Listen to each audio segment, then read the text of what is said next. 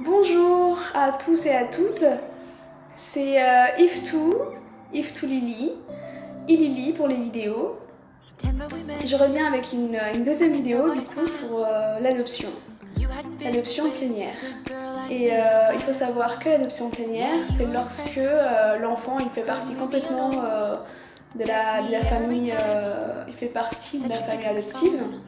C'est-à-dire qu'il est inscrit dans le livret de famille et aux yeux de la loi, c'est l'enfant de la famille. Contrairement à la famille, on va dire, d'accueil. Voilà. Pour cette vidéo, je vais essayer de rentrer dans le vif du sujet rapidement parce que pour la première, vous m'avez reproché qu'elle était un peu trop longue. Et d'ailleurs, je suis désolée, j'ai mis un peu de temps à revenir. Comme vous avez pu le voir, j'ai pris du poids, j'ai pris soin de moi, je me suis occupée de moi, j'ai pensé à rien. Et de ce fait, je me suis un petit peu absentée. J'avais aussi d'autres choses à régler, je ne me cache pas.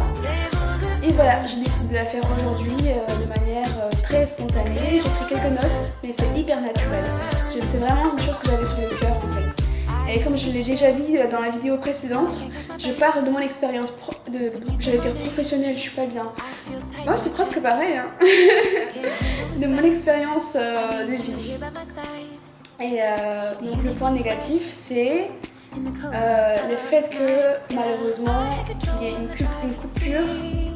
Et c'est souvent les parents qui décident plus ou moins en fait. En tout cas, on pourrait faire un effort là-dessus. Une coupure avec le pays d'origine. C'est-à-dire, déracinement, je l'ai déjà dit, mais une coupure avec la culture du pays et avec la famille carrément. Et je vais parler une fois de plus de mon propre vécu. Par exemple, moi je parlais 4 langues courantes quand j'étais petite. Le français je l'ai appris plus tard, mais en Afrique je parlais 4 langues. Je parlais le djiboutien, donc c'est le somalien. Je parlais l'arabe, couramment comme c'était ma langue.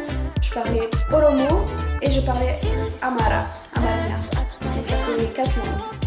Et toutes ces langues-là, je les ai quasiment perdues, sauf l'amérique, où je me comprends encore très bien et que je peux le parler. Le oromo, je me comprends aussi, mais je l'ai franchement perdu, alors que si j'avais pu le pratiquer, ça serait resté. Et en fait, pour la petite anecdote, quand on était petit, moi j'avais 12 ans quand je suis arrivée avec une autre jeune fille, une copine d'enfance qui s'appelle Gabriella. Waouh, je dévoile moi. Je pense qu'il n'y a pas de problème. Donc on est arrivés toutes les deux à 12 ans et ce qui fait qu'on parlait la langue en fait. En plus on est arrivés toutes les deux pas loin l'une de l'autre. Et du coup nos parents se sont rencontrés, on se voyait, on jouait ensemble et on parlait notre langue. Et en fait les parents ont décidé un jour qu'il fallait pas qu'on parle il fallait qu'on parle en français. Et je me revois très bien mes parents dire il faut qu'elle s'intègre. Et du coup, il faut qu'elle parle français, il faut plus qu'elle parle donc les langues d'origine. Et je trouve ça dommage. Et je trouve qu'il y a beaucoup de parents qui ne gardent pas le lien avec le pays d'origine. Et d'ailleurs, au Canada, il y a une loi qui oblige les parents adoptants à conserver, par exemple, le lien avec la famille d'origine. C'est-à-dire que l'enfant, une fois adopté, il a ses deux familles plus ou moins en fait. Et ça, c'est une très belle initiative de leur part. Voilà pour la petite parenthèse.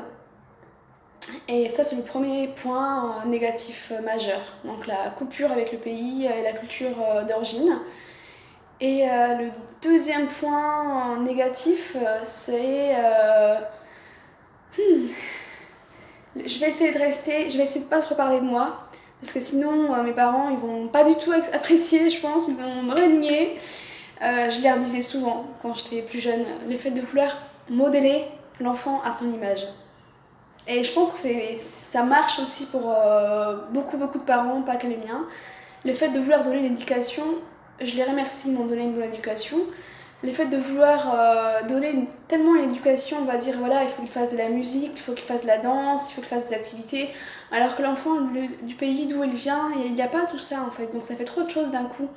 Et ça, je trouve que pour moi, il faut aller petit à petit. Voilà, si j'ai un conseil à donner aux parents qui adoptent, il faut vraiment prendre... moi, mes parents, par exemple, quand on est arrivé, matériellement, j'avais beaucoup de choses. Beaucoup de choses. Et on va dire niveau éducation aussi, j'avais beaucoup. C'est-à-dire que j'avais vraiment... il fallait que je sois pas parfaite, mais quasi presque parfaite.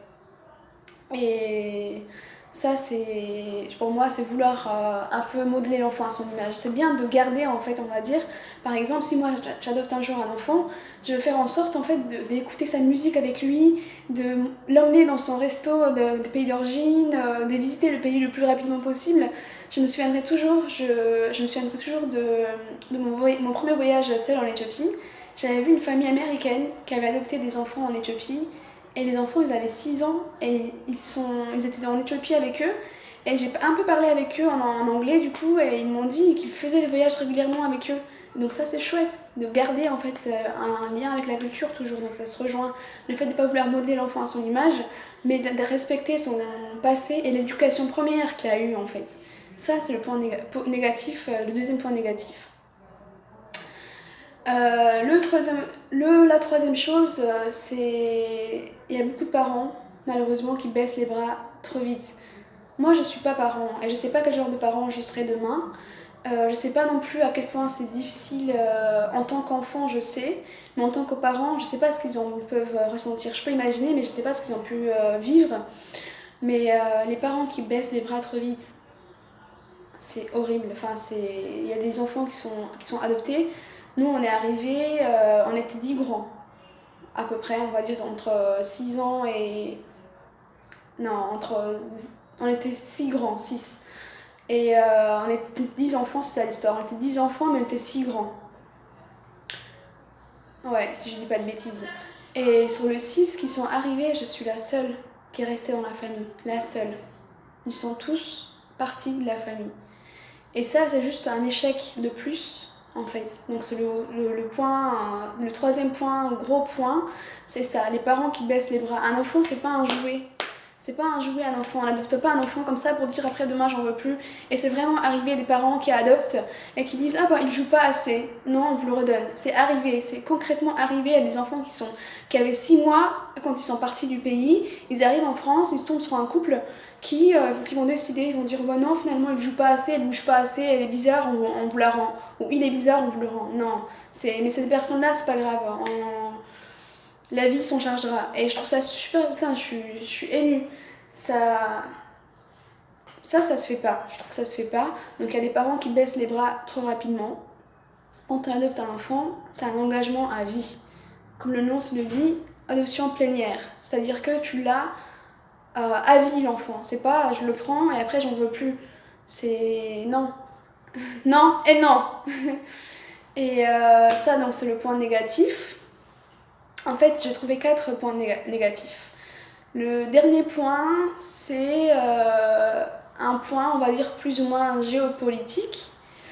J'ai pas envie de choquer les gens, mais moi, il m'est arrivé de penser, honnêtement, sans parler des familles, là, c'est en dehors des familles, mais qu'au début, quand on a commencé à faire adopter les enfants, que sur un point, on va prendre l'exemple, je sais pas, France-Afrique, ça peut presque être une autre forme de colonisation en fait. Je vais choquer mes parents. Ma mère elle va hurler quand elle va voir cette vidéo, mais c'est pas grave, c'est mon point de vue, je suis adulte.